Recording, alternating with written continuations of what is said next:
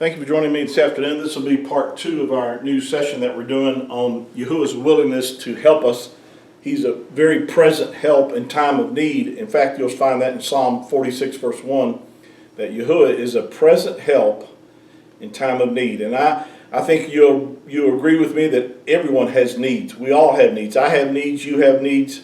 And knowing the fact that Yahuah is a present help in time of need reveals to us of his willingness to be a help to us, to make provision for us, and especially for those that are his children, those that have called upon him, those that have received his forgiveness, those that have received the Messiah, those that have believed on him whom he has sent for our salvation and our deliverance. There's certain promises in his word, but if you don't know what those promises are, then you'll never be able to be a beneficiary of those promises. You know, it's like this. If I put $1,000 into your checking account, and I never told you that I did that, or you were never aware of that, and you never say check your account balance or whatever, you know, that money could stay in your account, and you never make use of it until you find out that money is in your account. And that's the way it is for the word of Yahuah. There's so many promises that Yahuah has made to us as his children, as believers.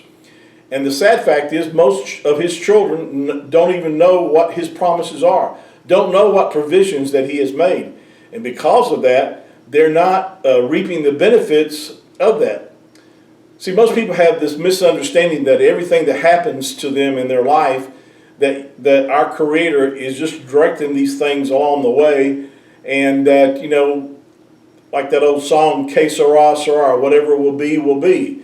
But see, that's a lie from the pit of hell for you and I to be deceived, to think that everything that happens in your life is from the Creator. You know, the Messiah, the Mashiach, said in John chapter 10, verse 10, that the thief comes not but for to kill, to steal, and to destroy. But he said, but I am come that you might have life and have it more abundantly. You know, I've always said in my life, that right there really makes it plain to me as far as the things that come in my life to kill from me, to steal from me, or to destroy from me, that those are from the enemy. They are not from my Father. And everything that's good, and even the book of James, or Yaakov says, James chapter 1, verse 17, I believe, says, every good gift and every perfect gift is from above. So if it's a good gift, you know, sickness and disease is not a good gift. You know, losing your job and being in poverty and lack and want is not good. You know, the blessing of Yahuah, you know, it makes one rich, the book of Proverbs says.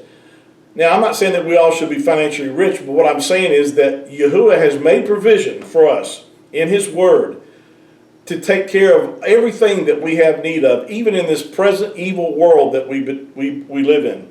In fact, Galatians chapter 1 says that the Messiah has delivered us from this present evil world. Now, I know that, you know, while we're in the world, we'll suffer tribulation, you know, trials or tests or whatever.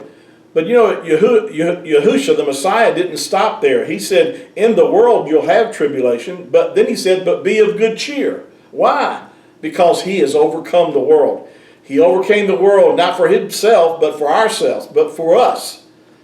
And so he overcame these things for us. And that's why, you know, while we're here on this earth, we're going to suffer persecution. We're going to suffer trials and tribulations that come against us. But don't be deceived thinking that everything that happens in your life is from the Creator to teach you something. A lot of people have this idea that, you know, all the bad things that happens to them is that our Creator is using these things to teach them something. But see, that sounds good and religious, but that's not what does the Word say?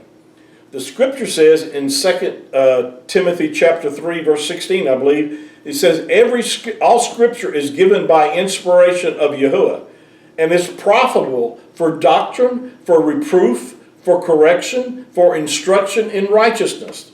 See, Yahuah uses his word to teach you and I, to instruct us. He doesn't bring bad things into our lives to teach us something. Now, you may learn something if something bad happens in your life, but see, don't attribute that, though, to the Creator. Because Yahusha himself said that the thief comes to kill, to steal, and destroy. I am come that you might have life and have it more abundantly.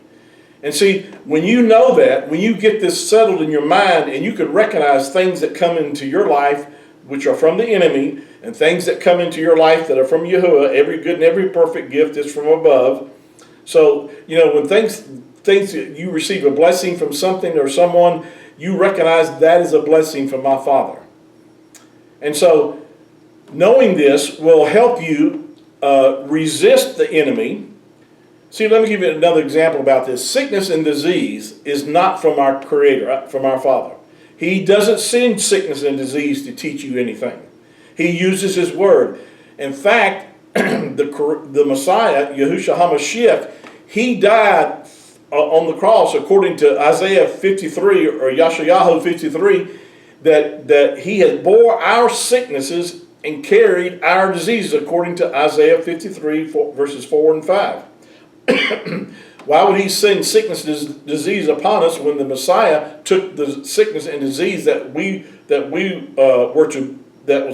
come against you and I and bore that upon Himself?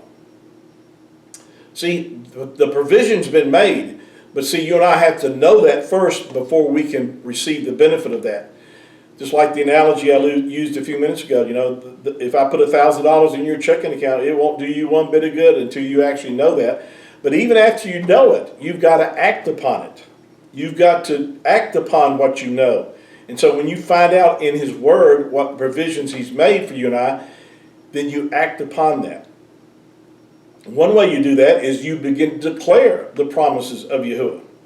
You know, in Psalm chapter 91, King David said, he said, I will say of Yahuah, He is my refuge, He is my fortress, my Elohim, in Him do I trust. See, you have to give voice to the promises of Yahuah. That's one way you and I release our faith and trust in His Word. And guess what? The Word says that He watches, our Creator, Yahuah, watches over His Word to perform it. So when you and I begin to act upon His Word, then He watches over that Word to carry it out in our lives because we're exhibiting faith and trust in His Word. May these words comfort you this afternoon. And we'll pick this up on our next session on part 3. Thank you. Shalom.